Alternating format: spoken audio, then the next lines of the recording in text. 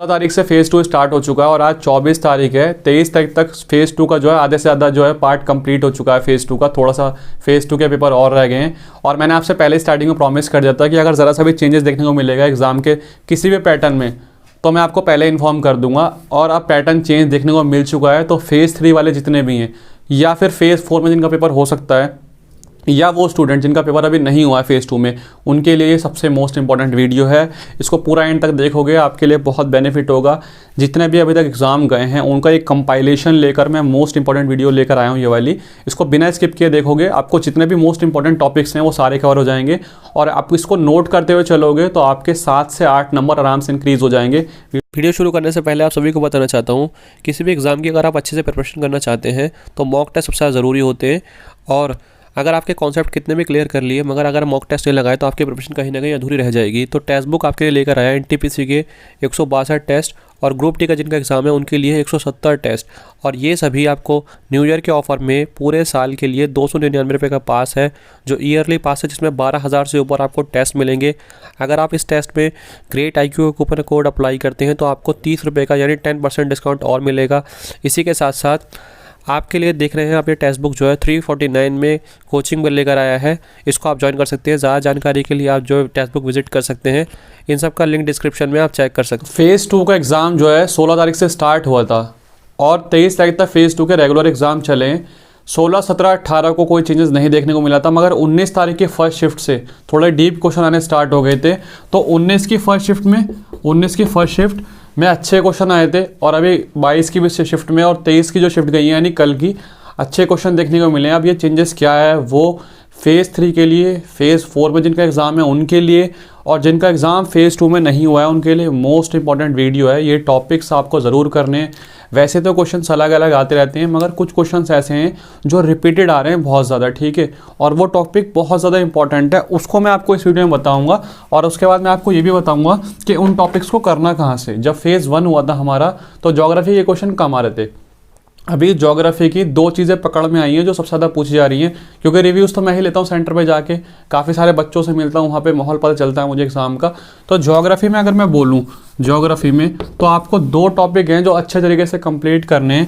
पहला आपको नदी और जो झील वगैरह होती है ना, लेक्स वगैरह, उसके अच्छे से करना है। अब ये क्यों करना है कि इसके इतने सारे क्वेश्चन आ चुके हैं। ये बताओ जो पीली नदी होती है, पीली रिवर, पीली नदी कौन सी है, ठीक है। उसके बाद फिर आया था शिप्रा नदी के बारे में, शिप्रा नदी के बाद आया था दामोदर के बारे में एक क्वेश्चन आया था, दामोदर नदी, ठीक है। एक क्वेश्चन सांगपो ब्रह्मपुत्र जो है हमारी, उसके ऊपर एक क्वेश्चन आया था। फिर एक क्वेश्चन लोकटक झील पे आया था, लोकटक के ऊपर लोकटक झील के ऊपर, ठीक है। तो बहुत सारे क्वेश्चंस ऐसे हैं जो इसमें से आ रहे हैं। फिर काफ़ी क्वेश्चन ऐसे आ रहे हैं कि अरब सागर में कौन सी नदी गिरती है, अरब सागर में कौन सी नदी गिरती है, बे ऑफ बंगाल में कौन सी नदी गिरती है। तो ये सारे क्वेश्चंस जो नदी और झील के जो क्वेश्चन है, कोलेरो झील कहाँ पर है, पुलिकट झील कहाँ पर है, इसके क्वेश्चन मोस्ट रिपीटेड क्वेश्चन हो रहे हैं। इसके साथ साथ नदी के साथ जो है वो माउंटेन के क्वेश्चन आ रहे हैं। ज्योग्राफी में 2 टॉपिक मोस्ट इंपॉर्टेंट है जिनका एग्ज़ाम कल में या 27-28 तारीख को है, वो अभी बता रहा हूँ आपको। ये 2 टॉपिक अच्छे तरीके से कवर करने हैं आपको, बहुत अच्छे तरीके से, ठीक है। क्योंकि नदी के क्वेश्चन और जो झील वगैरह है उसको पढ़ लीजिए आप अच्छी तरीके से, माउंटेन को कर लीजिए। माउंटेन के क्वेश्चन आ रहे हैं, सेकंड हाईएस्ट पीक कौन सी है, या फिर इनमें से जो है मतलब साउथ की कौन सी हाईएस्ट पीक है, नीलगिरी की कौन सी हाईएस्ट पीक है, पूर्वांचल की कौन सी हाईएस्ट पीक है। तो ये क्वेश्चन बहुत रिपीट हो रहे हैं। तो ये थी ज्योग्राफी की बात, आपको ज़रूर से करने वाले, ठीक है। उसके बाद एक जो टॉपिक चेंज हो गया है, जो फेज़ 1 में नहीं आए थे जिनके क्वेश्चन मगर फेज़ 2 में बहुत ज़्यादा क्वेश्चन पूछे जा रहे हैं, वो है योजना के जो क्वेश्चन हैं वो बहुत ज़्यादा पूछे जाने लगे हैं, बहुत रिपीट हो रहे हैं ये वाले क्वेश्चन। अब वीडियो अगर आप स्किप कर देंगे, अगर छोड़ देंगे, चीज़ों को समझ नहीं आएगा, इसलिए अच्छे तरीके से समझते रहिए। योजनाओं में से जो है जैसे इंद्रधनुष योजना हो गई, उज्ज्वला योजना हो गई आपकी, ठीक है, MP लेड्स योजना जो हो गई, ठीक है। इसमें क्या है जो जितने भी हमारे सांसद हैं जो विकास करेंगे एग्रीकल्चर रूरल एरिया का जो है, ये वाली हो गई। दिशा योजना जो हो गई, दिशा, ठीक है। ये सारी योजनाएं बहुत बार आ रही है। पेंशन योजना आ गई, बीमा स्कीम आ गई, बुजुर्गों के लिए जितनी स्कीम्स हैं। तो जो मोदी जी की जो योजना है ये सारी, ये बहुत रिपीटेड आ रही हैं बार बार पेपर में। इसको आपको अच्छे तरीके से कवर कर लेना। वैसे तो योजनाएं बहुत सारी हैं, आप कितनी पढ़ेंगे, मगर फिर भी जो मोस्ट इंपॉर्टेंट मोस्ट रिपीटेड है, जैसे जनधन योजना में से क्वेश्चन बार बार आ रहे हैं, ठीक है। आवास योजना हो गई, तो इसको आपको अच्छे तरीके से कवर करना है। आपके पास अगर बुक है अच्छी बात है, अगर आपके पास बुक नहीं है तो स्पीडी वगैरह में भी आपको मिल जाएगा, गूगल पे आप सर्च कर सकते हैं, ठीक है। और अगर फिर भी आपको नहीं मिलती तो आप कमेंट कर सकते हैं, मैं पूरी कोशिश करूँगा कि इसका एक कंपाइलेशन करके आपको प्रोवाइड कर दूँगा आज रात तक, नहीं तो सुबह तक। अगर योजनाओं में आपको प्रॉब्लम आती है तो जो इंपॉर्टेंट योजना है किसी को मिलती है अच्छी बात है, नहीं मिलती कमेंट कर सकता है, ठीक है। तो यहाँ तक हमारे सेकंड टॉपिक योजना। पहला ज्योग्राफी का मैंने आपको बता दिया, सेकंड मैंने आपको ये बता दिया कि योजनाओं में आपको क्या कंप्लीट करना है, ठीक है। थर्ड चीज़, 2 दिन से एक चीज़ देखने को मिल रही है मुझे बहुत ज़्यादा, मतलब चेंज हो रहा है, वो जो कर्व था ना वो चेंज हो रहा है हिस्ट्री में। हिस्ट्री में पूरा फेज़ 1 जो था कंप्लीट, कोई भी क्वेश्चन एंशिएंट हिस्ट्री से नहीं आया है, ठीक है। मीडिएवल ये क्वेश्चन आए थे मोनूमेंट्स वगैरह से, ताजमहल कब बनाया गया था, ठीक है। ताजमहल के बाद आपका कुतुब मीनार कब बनाया गया था, कुव्वतुल इस्लाम मस्जिद कहाँ पर है, मीडिएवल के कुछ क्वेश्चन आए थे। बाकी पूरा का पूरा आपका जो मॉडर्न हिस्ट्री है वो भरा पड़ा था, मॉडर्न हिस्ट्री दबा के क्वेश्चन आए थे। हिस्ट्री में से मगर एक चीज़ देखने को मिली है कि अभी जो शिफ्टें गई हैं वो कर्व जो है मॉडर्न हिस्ट्री का थोड़ा थोड़ा शिफ्ट हुआ है एंशिएंट की तरफ, ठीक है। अब एंशिएंट में से कौन से क्वेश्चन आए, जैसे हड़प्पा सभ्यता की खोज किसने की थी, खुदाई किसने की थी, प्रेसिडेंट कौन था, या मन के बनाने की जो फैक्ट्री थी, कॉइन्स वगैरह वो कहाँ से मिले थे, चंद्रगुप्त द्वितीय का नाम क्या था। तो इस टाइप के क्वेश्चन जो है एंशिएंट से पूछे जा रहे हैं। तो आपको इंडस वैली हिस्ट्री में, अगर मैं बात करूँ हिस्ट्री में, ठीक है, ये कुछ सिलेक्टेड टॉपिक है जो आपको कवर कर लोगे तो आपके मार्क्स बहुत ज़्यादा इंक्रीज़ हो जाएंगे। क्योंकि ये देखो हमें जो है टाइम के साथ बदलना पड़ेगा। अब क्या है कि अगर आप ये नहीं पढ़ेंगे जो फेज़ 1 में है था वही पढ़ के चले जाएंगे तो फिर फ़ायदा क्या। जब TCS अपना पैटर्न थोड़ा सा चेंज कर रहा है तो हमें भी सिचुएशन के साथ चेंज करना पड़ेगा अपने आप को। क्योंकि अगर हम इस पैटर्न के साथ ढल जाते हैं और हमारा पेपर ऐसे आता है तो हम कम से कम अवेयर रहेंगे उस चीज़ से। अगर आप नहीं करते और अगर पैटर्न इस तरीके से आता है तो फिर आपका नुकसान हो जाएगा काफ़ी सारा, ठीक है। और अगर आप इस तरीके से करते हैं और आपके पेपर में भी पैटर्न चेंज हो गया तो वो तो सभी के लिए चेंज होगा, फिर उसका फ़ायदा आपको नॉर्मलाइजेशन में मिलेगा, ठीक है। तो आप अपनी तरफ से कोई कसर ना छोड़ो, बिल्कुल सिक्योरिटी लेके चलो। जो टॉपिक मैं बता रहा हूँ पेपर से पहले उसको प्रिपेयर कर लो अच्छे तरीके से ताकि मार्क्स ज़्यादा आ जाए। अगर मैं बात करूँ हिस्ट्री की, तो हिस्ट्री के मैं आपको 4 से 5 चीज़ें बता रहा हूँ, आपको बस वो पढ़नी है और उसके अलावा कुछ नहीं पढ़ना ज़्यादा, ठीक है। तो सबसे पहले तो आपको कांग्रेस के बारे में पढ़ना है।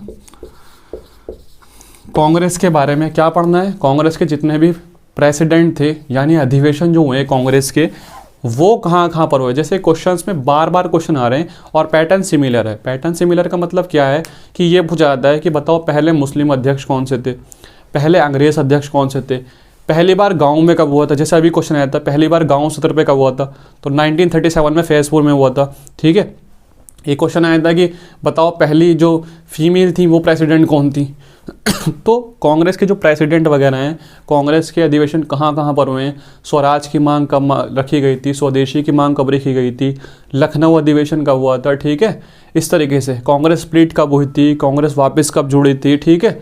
तो इन सब क्वेश्चंस को आपको अच्छे तरीके से करना है, ये मोस्ट इंपॉर्टेंट है, रिपीटेड क्वेश्चंस में से हैं। नेक्स्ट आपको सेकंड जो आपको टॉपिक करना है, सेकंड टॉपिक इसमें जो आ रहा है अब इंडस वैली के बारे में पढ़ना है, ठीक है। इंडस वैली के बारे में आपको पढ़ लेना है। सिंधु घाटी सभ्यता, हड़प्पा सभ्यता से रिलेटेड क्वेश्चन, जैसे हड़प्पा सभ्यता हो गई, लोथल वगैरह, ये सब चीज़ें आपको पता होना चाहिए क्या क्या चीज़ें वहाँ से मिली थी। उसके साथ साथ आपको ये भी पता होना चाहिए कि इंडस वैली में जो है वो किस भगवान को पूजते थे, काम क्या करते थे, थोड़ी बहुत बेसिक चीज़ें। क्योंकि क्वेश्चन वो शिफ्ट कर रहा है तो आप इसको पढ़ सकते हैं, पेपर से पहले एक बार रीड कर लेना, ठीक है। थर्ड चीज़ जो आपको इसमें पढ़नी है, थर्ड वो आपको पढ़ना है गांधी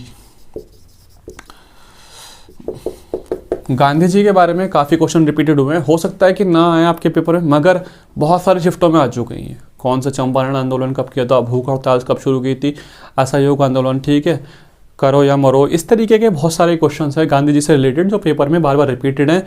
तो आप कांग्रेस के बारे में अच्छे तरीके से पढ़ लेना, इंडस वैली के बारे में अच्छे तरीके से पढ़ लेना, गांधी जी के बारे में अच्छे तरीके से पढ़ लेना। और लास्ट इसका टॉपिक है जो आपको हिस्ट्री में कवर करना है, वो वॉर्स जो थी, ठीक है। ये भी काफ़ी रिपीटेड है, प्लासी का युद्ध, Wandiwash, Karnataka war, Mysore war, ये काफ़ी रिपीटेड है। तो अगर मैं बात करूं हिस्ट्री में मोस्ट इंपॉर्टेंट टॉपिक्स की तो वो ये 4 टॉपिक हैं। इनको आप कवर कर सकते हैं। वैसे तो मोनोमेंट्स के ऊपर भी क्वेश्चन आ रहे हैं, ठीक है, अकबर से भी कोई क्वेश्चन आता है, कोई बाबर से भी, मगर ये रिपीटेड क्वेश्चन नहीं है, ठीक है। ये ऐसा होता है कि अगर 3 शिफ्टों में से एक शिफ्ट में आ गया, ठीक है, अगले में नहीं आया, अगले में, मगर ये जो टॉपिक है ये बहुत रिपीटेड क्वेश्चन है। मैक्सिमम पोर्शन हिस्ट्री का वो इन 4 टॉपिक्स में से आ रहा है, ठीक है। अगर मैं आपको सारा बता दूंगा तो बहुत बड़ी वीडियो हो जाएगी, मगर मैं मोस्ट इंपॉर्टेंट जो टॉपिक्स हैं जिसमें सबसे ज़्यादा क्वेश्चन पूछे जा रहे हैं मैं आपको वो बता रहा हूँ, ठीक है। तो यहाँ तक हमने अपनी हिस्ट्री को बता दिया मैंने आपको कि हिस्ट्री में आपको क्या क्या चीज़ें पढ़नी है जिनका एग्ज़ाम फेज़ 3 में है या फेज़ 2 के जो स्टूडेंट जिनका एग्ज़ाम नहीं हुआ। अब बात करते हैं स्पोर्ट्स की। बड़ा सिंपल सा लॉजिक है, स्पोर्ट्स में सिर्फ और सिर्फ आपको वो जो स्पोर्ट्स मतलब ऑर्गेनाइज होंगे आगे चल के इवेंट्स, उसकी डेट याद रखनी है। जैसे फीफा कहाँ होगा, वर्ल्ड कप कहाँ होगा, क्रिकेट का ओडीआई कहाँ होगा, T20 कहाँ होगा, ठीक है, हॉकी का वर्ल्ड कप कहाँ पर होगा, ये सब क्वेश्चन आ चुके हैं, मतलब एग्जाम में आ चुके हैं ये वाले, कि एशियन बैडमिंटन कप कहाँ होगा, एशियन फुटबॉल कप कहाँ होगा, ये सारे क्वेश्चन आ रहे हैं। फीफा कप भी आ चुका है, क्रिकेट का वर्ल्ड कप का भी आ चुका है, ये सब फेज़ 2 में क्वेश्चन आ चुके हैं और फेज़ 1 में भी। तो काफ़ी रिपीटेड क्वेश्चन है।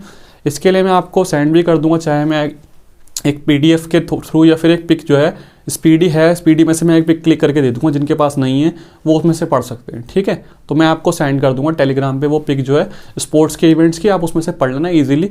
एक पेज है, ज़्यादा से ज़्यादा 10 से 15 मिनट लेंगे आपको, मगर हो सकता है कि आपका एक नंबर कंप्लीट हो जाएगा उससे।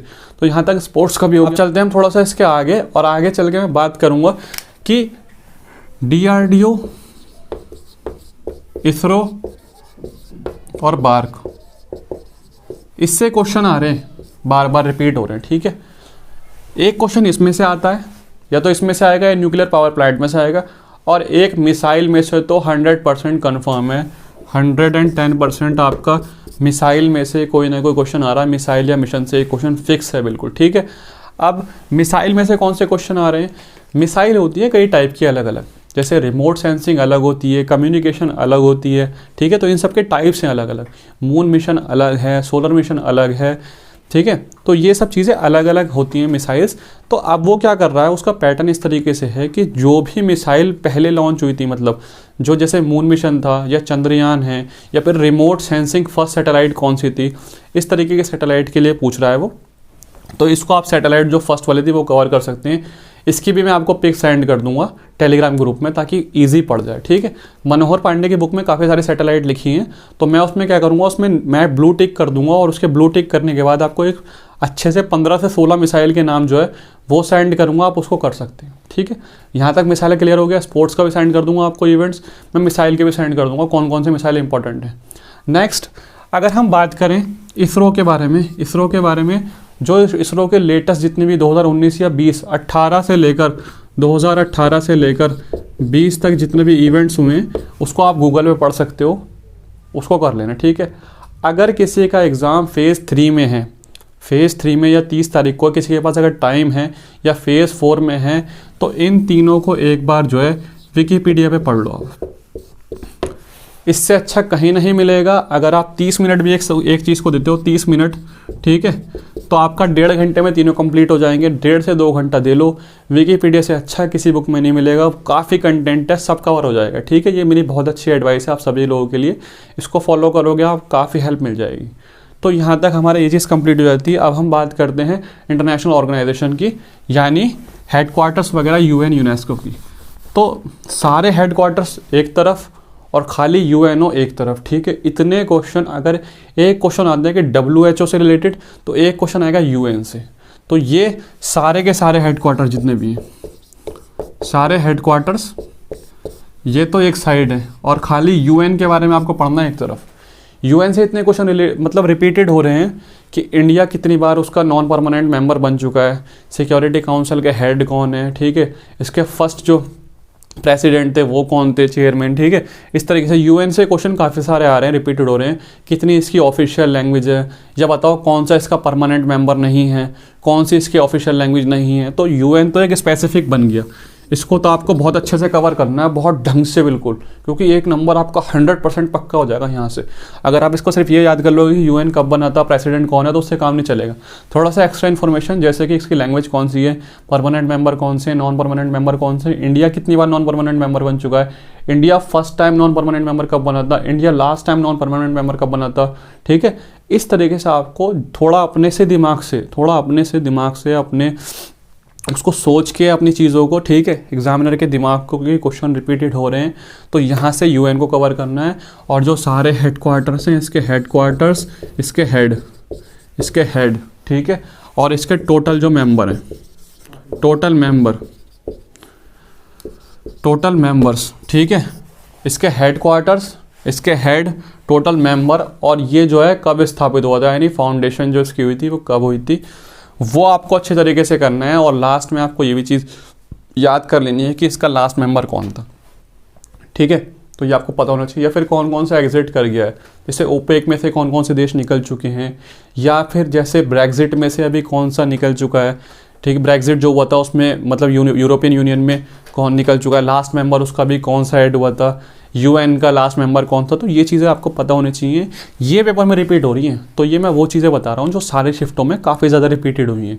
इसको अगर आप कर लेंगे तो आपका बहुत ज़्यादा अच्छा रिजल्ट आएगा। जब आप एग्ज़ाम में जाएंगे तो आपको पता होगा, मेंटली प्रिपेयर रहेंगे कि हाँ ये सिलेक्टेड टॉपिक है, हमें इसी को अच्छे तरीके से करना है, ठीक है। मैं आपको मिसाइल की सेंड कर दूंगा, जो इंपॉर्टेंट मिसाइल हैं 13 से 14 मिसाइल्स, ठीक है, उसके साथ साथ स्पोर्ट्स को भी सेंड करूँगा। अगर पॉसिबल हुआ तो मैं इसकी भी पिक क्लिक करके जो है ना कर ही दूंगा पिक, इसके भी जो हेड क्वार्टर्स वगैरह के जितने भी हेड्स वगैरह हैं ये भी टेलीग्राम में कर दूंगा। अगर किसी स्टूडेंट के पास है ऑलरेडी तो वो पढ़ सकता है, क्योंकि हिंदी की स्पीड है तो हिंदी में लिखा होगा तो एडजस्ट कर लेना, नहीं तो आप इसको कहीं भी सर्च कर सकते हैं, किसी भी बुक में आपको ईजिली मिल जाएंगी सब चीज़ें।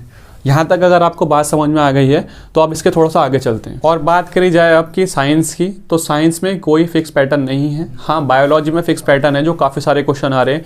बायोलॉजी में मैं आपको 2 टॉपिक बताया था, उसको अच्छे तरीके से पढ़ लो आप। जो है एक बीमारी जो होती है डिजीज़, ठीक है, बीमारी के बारे में पढ़ लो, काला आजार, काली खांसी, ये सब चीज़ें बहुत रिपीटेड हो रही हैं, तो डिजीज़ वगैरह आपको याद होनी चाहिए, ठीक है। और एक ह्यूमन बॉडी जो है, ह्यूमन बॉडी के बारे में अच्छे तरीके से पढ़ लो, हार्ट, ब्रेन, बोन्स, ग्लैंड, ठीक है, ग्रंथियाँ, हड्डियाँ।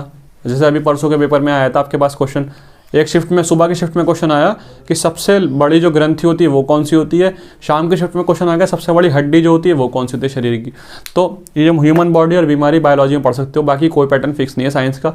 कभी वो पीरियोडिक टेबल में से क्वेश्चन पूछ जाते हैं, तो कभी वो मतलब ऐसा यूनिट पूछ लेते हैं, ठीक है, न्यूमेरिकल नहीं आ रहे हैं, ठीक है। इस तरीके से साइंस का कोई पैटर्न फिक्स नहीं है।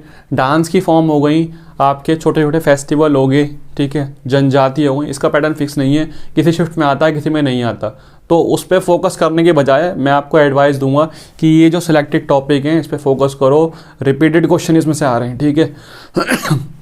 हिस्ट्री में से किसी किसी शिफ्ट में वायसराय और लॉर्ड से भी क्वेश्चन आ रहा है, वायसराय गवर्नर से, तो उसको भी पढ़ सकते हो आप, काफ़ी क्वेश्चन उसमें से भी रिपीट हो रहे हैं। तो ये था मेन जीएस का पोर्शन, ठीक है। अगर जीएस के पोर्शन के बाद अगर मैं बात करूँ रीजनिंग की, तो रीजनिंग में जो क्वेश्चन है, देखो कैलेंडर से कोई क्वेश्चन नहीं आया है। कैलेंडर से सिर्फ अभी तक जितनी शिफ्टें गई हैं मैंने 2 क्वेश्चन देखे कैलेंडर से, 2, और 2 क्वेश्चन कैसे थे, इस तरह के क्वेश्चन थे कि 1 जनवरी 2006 को मंडे है, मान लो, एग्जाम्पल के लिए दे रहा हूँ, ठीक है। कभी स्टूडेंट मुझे कमेंट कर दें कि 1 जनवरी 2006 को मंडे नहीं था, ये देता, तो एग्जाम्पल लिया है मैंने, ठीक है, थोड़ा समझो। एग्जाम्पल के लिए 1 जनवरी 2006 को मंडे था, ठीक है। 10 साल बाद जो है, मतलब 10 साल बाद 1 जनवरी 2016 को जो है क्या दिन होगा। इस तरीके के क्वेश्चन आए, 2 बार क्वेश्चन आया, बस 2 शिफ्ट में। कैलेंडर का और कोई क्वेश्चन नहीं आया, डाइस का कोई क्वेश्चन नहीं आया, क्लॉक का कोई क्वेश्चन नहीं आया, ठीक है। काफ़ी बच्चे पूछ रहे थे मुझसे। स्टेटमेंट, कंक्लूजन, एजम्पशन के क्वेश्चन सबसे ज़्यादा आ रहे हैं, उसको आपको अच्छे तरीके से कर लेना है प्रैक्टिस। अगर आप रीजनिंग के पोर्शन की बात करें और आपको रीजनिंग में सिटिंग अरेंजमेंट कर लेना है, इन 2 टॉपिक को अच्छे तरीके से कर लो आप, काफ़ी अच्छा आपका एग्ज़ाम चला जाएगा। मैथ्स की बात करते हैं। मैथ्स में एक बहुत बड़ा चेंजेस देखने को मिला है अभी पिछले 3 से 4 दिन में। 3 दिन में अगर मैं बात करूं तो काफ़ी चेंजेस देखने को मिला है मैथ्स में। एक पोर्शन है जिसका नाम है ट्रिग्नोमेट्री। ट्रिगो एक ऐसा पोर्शन आ चुका है जो पूरा खेल चेंज कर रहा है। ट्रिग्नोमेट्री के स्टार्टिंग के शिफ्ट में यानी फर्स्ट फेज में जो है 3 क्वेश्चन आ रहे थे, कभी 2 कभी 3 मैक्सिमम 4, ठीक है, मैक्सिमम। और जो कल की शिफ्ट गई है, परसों की शिफ्ट गई है, तो मिनिमम 6 क्वेश्चन आए, मिनिमम 6 क्वेश्चन आए। और बच्चों से मैंने पूछा है तो बच्चों ने बताया कि 6 से 8 तक क्वेश्चन थे। तो ट्रिग्नोमेट्री जिन्होंने नहीं करी है, जो सोच रहे थे कि हाँ 2-3 क्वेश्चन स्किप कर देंगे, ट्रिग्नोमेट्री नहीं करी छोड़ देंगे, तो उनके लिए मैं बताना चाहूँगा कि आप लोग ट्रिग्नोमेट्री के जितने भी फॉर्मूले वगैरह होते हैं उसको याद कर लीजिए। जैसे tan 60 का वैल्यू कितनी होती है, tan 45, sin 60, ये बेसिक्स वैल्यू और थोड़े बहुत जो फॉर्मूले होते हैं, sin square theta plus cos square theta is equal to 1, इस तरीके की बेसिक्स चीज़ें जो हैं बिल्कुल ट्रिग्नोमेट्री की, जिनको आती है उनके लिए तो अच्छी बात है, वो ईजिली कर देंगे। मगर कुछ स्टूडेंट्स का बैकग्राउंड मैथ का नहीं होता, उन्होंने नहीं पढ़ी होती, तो मैं उनके लिए बताना चाहूँगा कि आप लोग वैल्यूज़ याद कर लो और वैल्यूज़ के साथ साथ जो आप कुछ बेसिक्स फॉर्मूले जो होते हैं उसको कवर कर लो। ट्रिग्नोमेट्री एक बहुत अलग से चीज़ निकल के आ रही है कि मतलब ये ज़्यादा शिफ्ट हो चुका है, ठीक है। डीआई के क्वेश्चन जो होते हैं, डीआई के क्वेश्चन पहले 5 आ रहे थे, उसको कम करके अब यहाँ पे 2 कर दिया गया है, 2 से 3, और इसके क्वेश्चन इधर से शिफ्ट कर दिए हैं ट्रिग्नोमेट्री की तरफ। बिल्कुल ईजी पेपर आ रहा है। बाकी मैथ्स की तरफ से अगर देखा जाए, सिंपल इंटरेस्ट की बात करें, टाइम एंड वर्क की बात करें, प्रॉफिट एंड लॉस की बात करें, कुछ भी ऐसा नहीं है जो मैं आपको बताऊं एक्स्ट्रा करने के लिए। जो एक चीज़ मुझे दिखी मैंने आपको बता दी। ऑनेस्टली आप लोग सिर्फ ट्रिग्नोमेट्री पे ध्यान दीजिए, ठीक है। किसी के पास अगर बुक है, अपनी बुक से प्रिपेयर करें, ठीक है। किरण है, राकेश यादव सर की बुक है, चाहे RS अग्रवाल, जो आपके पास बुक है, जो आपको अच्छी लगती है उस बुक से करें। क्वेश्चन सेम होते हैं प्रीवियस ईयर के, उसको लगा लीजिए। जो आपने टेस्ट सीरीज़ खरीदी है उस टेस्ट सीरीज़ से कर सकते हैं, ठीक है। जिन स्टूडेंट ने टेस्ट सीरीज़ नहीं खरीदी उनके लिए बता दूं कि वो टेस्ट सीरीज़ खरीद सकते हैं टेक्स्ट बुक की, ठीक है। टेक्स्ट बुक की टेस्ट सीरीज़, क्योंकि काफ़ी जितने भी आगे CHS का एग्ज़ाम भी है, CBT 2 भी आएगा, उसके बाद ग्रुप D भी है, तो काफ़ी एग्ज़ाम चलते रहते हैं। 299 रुपये की इनकी पूरे साल की है। अगर आप ग्रेट IQ का कूपन कोड लगाते हैं, ग्रेट IQ, तो आपको 10% डिस्काउंट भी मिल जाएगा, तो 270 के और आसपास पड़ जाएगी। जिसने नहीं खरीदी है वो स्टूडेंट खरीद सकता है टेक्स्ट बुक की ग्रेट IQ कूपन कोड से, उसको सस्ती पड़ जाएगी, ठीक है। बाकी जो आपने टेस्ट सीरीज खरीद रखी है उसके क्वेश्चंस आप लगाएं, प्रीवियस जो क्वेश्चंस हैं उसको कवर करें, और ट्रिग्नोमेट्री के ज़्यादा से ज़्यादा क्वेश्चन करने की कोशिश करें ताकि एग्ज़ाम अच्छा आ जाए, ठीक है। मेरी तरफ से जितनी कोशिश होगी, जो चेंजेस मैंने देखने को मिला है मुझे शिफ्टों में, मैं जितना कंटेंट दे सकता हूँ आपको मैंने निकाल के दे दिया। बड़ा देखना पड़ता है कि हर शिफ्ट में कितने क्वेश्चंस आए, कौन कौन से पोर्शन से, उसको लिख कर सबको समझ कर तब मैंने ये वीडियो आपके लिए बनाई है, और बहुत मेहनत से वीडियो बनाई है ताकि आपके नंबर अच्छे आ सके। और अगर इस मेहनत में आपको कुछ भी चीज़ अच्छी लगती है, लगता है कि हाँ ऑनेस्टली इसका कुछ फ़ायदा हो सकता है आपको, तो इस वीडियो को सिर्फ शेयर कर दो। आप अपने जितने भी ग्रुप्स हैं आगे, उसमें एक बार शेयर कर दो ताकि और बच्चे भी देख सकें और उनको पता चल सके कि कंटेंट को, अपना जो कंटेंट बोलते हैं यूट्यूब पे, या फिर जो अपना सिलेबस है उसको बहुत बड़ा करने की बजाय अगर थोड़ा दिमाग से काम करें, उसको छोटा करके हम कम टाइम में ज़्यादा आउटपुट भी ले सकते हैं, ठीक है। तो आप अपनी तरह तैयारी करते हैं। किसी को कोई प्रॉब्लम आती है मुझे कमेंट कर सकता है, थोड़ी बहुत चीज़ें जितनी हो सकती हैं मुझसे वो मैं आपको टेलीग्राम पे शेयर कर दूंगा, रात को नहीं तो मॉर्निंग में, ठीक है। कोई परेशान ना हो कि मैंने कहा था दी नहीं, या तो मैं रात को सेंड कर दूंगा आज रात को 9 बजे तक, या फिर कल मॉर्निंग में आपको मिल जाएंगी सारी चीज़ें। बिल्कुल निश्चिंत रहिए आप इस चीज़ को लेकर। वीडियो को आप शेयर कर सकते हैं, पढ़ाई करते रहिए, टाइम वेस्ट मत कीजिए। All the best, take care, bye bye.